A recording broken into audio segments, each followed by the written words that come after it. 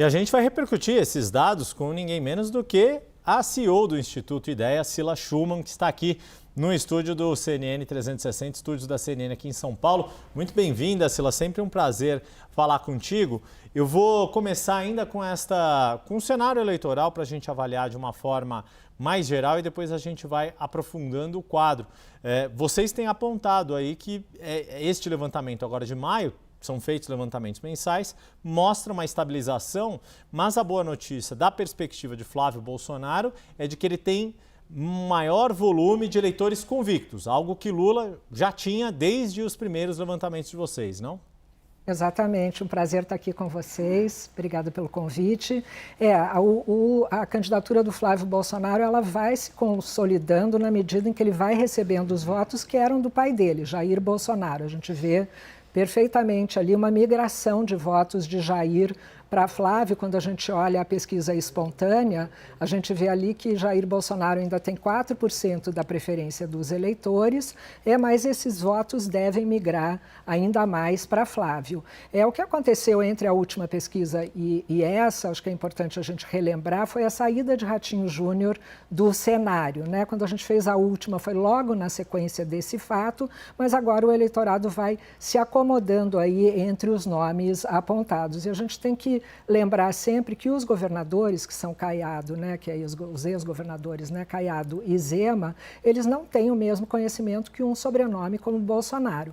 No caso de Lula, Lula ocupa ali a mente do eleitor, é conhecidíssimo pelo eleitor desde a primeira eleição da redemocratização em 1989, já vai concorrer ao seu 4º mandato. Então, o eleitor que de fato quer votar em Lula, ele é mais convicto, mais decidido mesmo. Para os outros, a campanha ainda vai começar. Temos que lembrar que estamos aí há 5 meses do primeiro turno, o eleitor ainda não está engajado, não conhece os nomes, inclusive com relação ao próprio Flávio Bolsonaro, quando eu faço pesquisa qualitativa, a gente vê que o eleitor ele não sabe exatamente quem é o Flávio, exceto que ele é o filho do Jair, então ele ainda vai ter que se apresentar.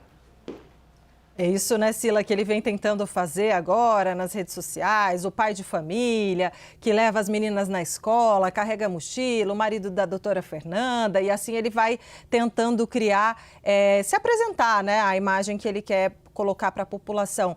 Cila, vocês fizeram uma pergunta e a gente trouxe esse recorte e eu gostaria que você trouxesse para a gente o porquê e o quão é importante essa pesquisa, essa parte da pesquisa que vocês trazem, que é se Lula merece ou não mais um mandato.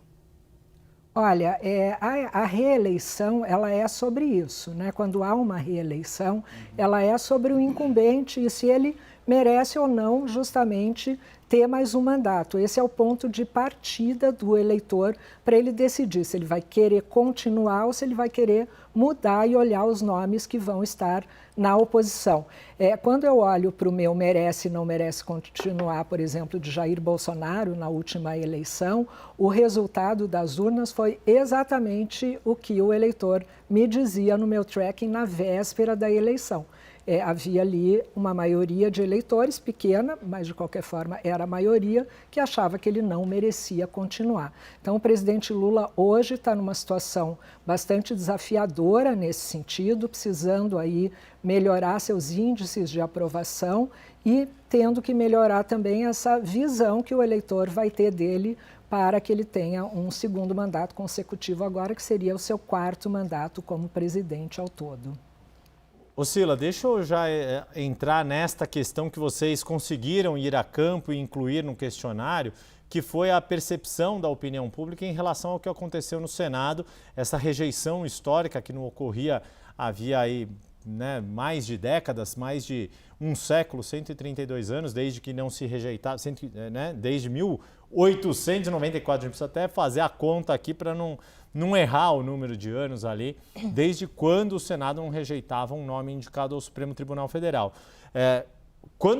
Queria que você contasse um pouco, né, de como montar este tipo de pergunta e como é que você analisa os dados que a gente trouxe aqui desta perspectiva. 36% vendo como uma articulação bem feita da oposição, 35% apontando aí uma derrota do presidente, ou se o bem feito da oposição foi cacuete meu, que na verdade estaria aí o eleitorado também botando culpa na oposição e não necessariamente vendo com bons olhos o que aconteceu?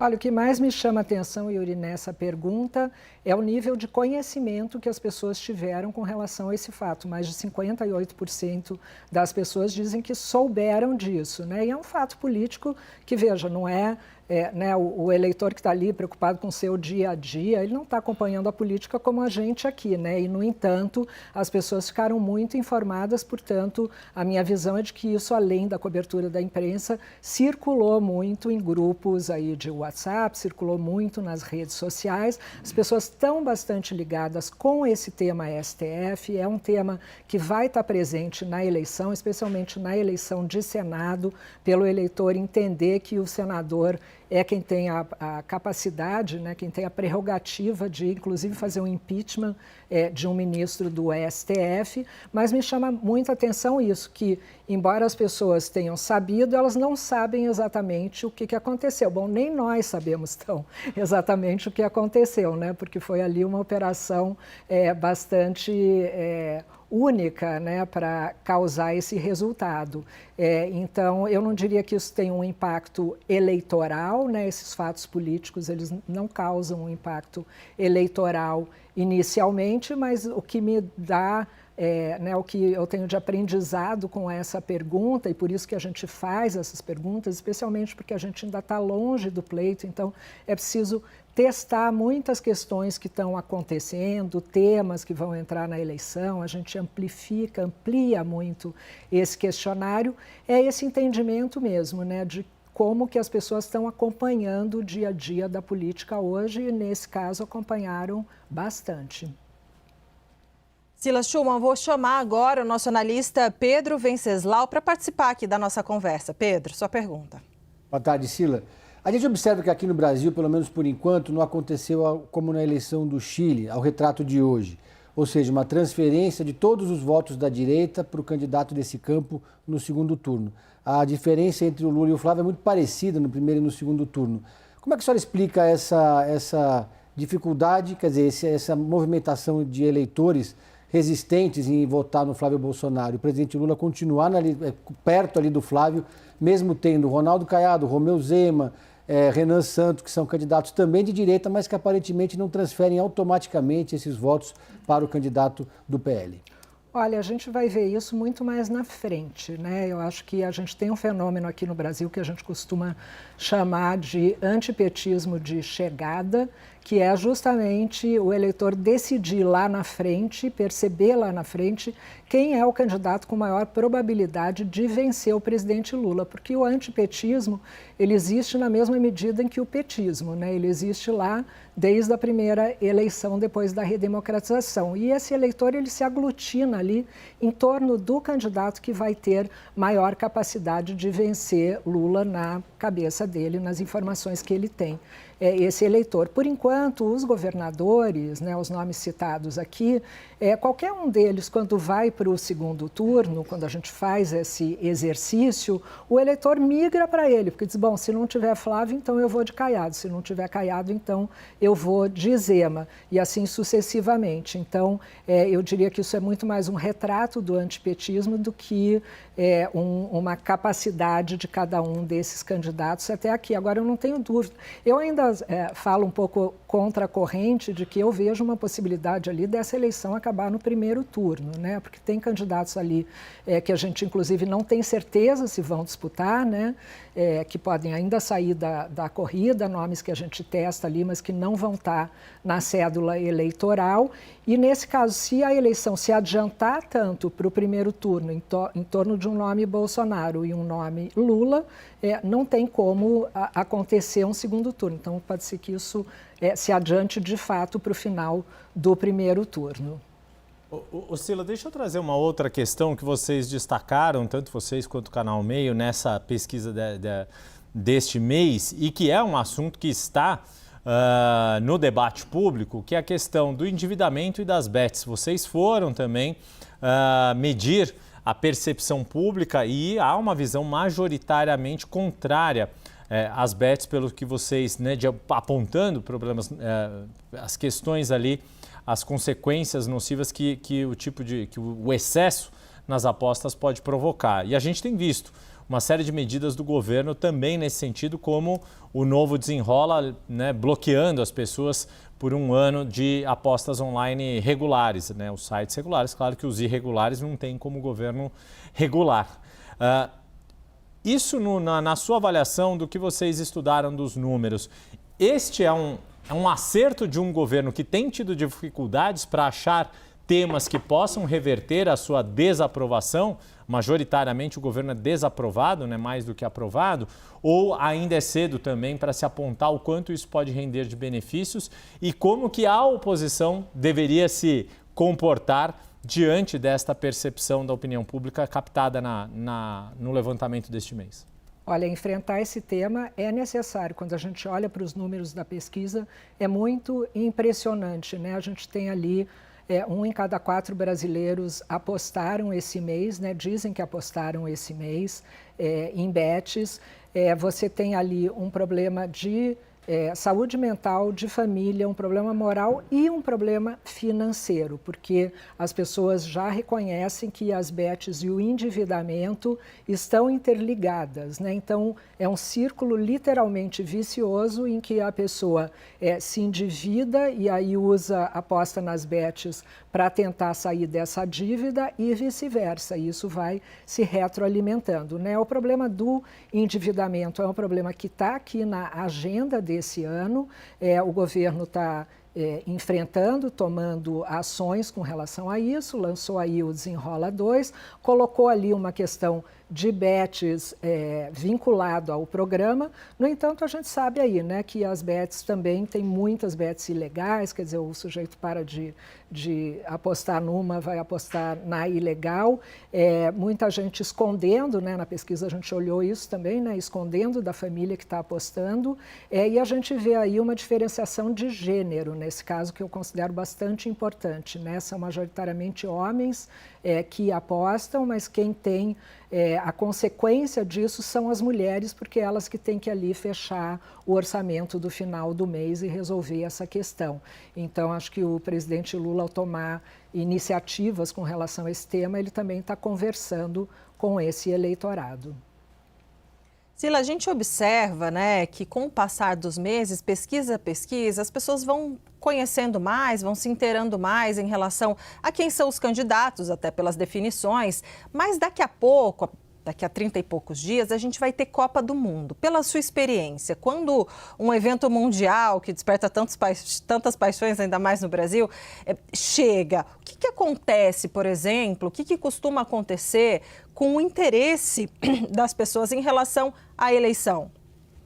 Olha, eu diria que o interesse das pessoas com relação à eleição começa depois da Copa do Mundo, tradicionalmente. Até lá, o eleitor, de fato, ele não está engajado, o eleitor comum, que pega ônibus, que tem que trabalhar, que está cheio de problemas, que tem muitos afazeres, aquela mulher que está exausta, cheia de coisa para fazer, ninguém está muito ligado na eleição até agora. Quando passa a Copa do Mundo, que vem ali as convenções, se decide de fato quem são os candidatos e começa o programa eleitoral, os debates, é aí que o eleitor brasileiro começa, de fato, a olhar para o quadro eleitoral. Lembrando que a gente tem, além de eleição para presidente, a gente tem eleição para governadores, a gente tem eleição para o Senado, para o Congresso e para as Assembleias Legislativas. Então, é muita informação que esse eleitor precisa ter naquele momento em que ele vai começar a examinar os candidatos, e a gente sabe que muitas dessas escolhas são feitas apenas na véspera. E vou dar um exemplo aqui. Na véspera da eleição de 2022, eu tinha aqui em São Paulo 55% de eleitores que não sabiam em quem iam votar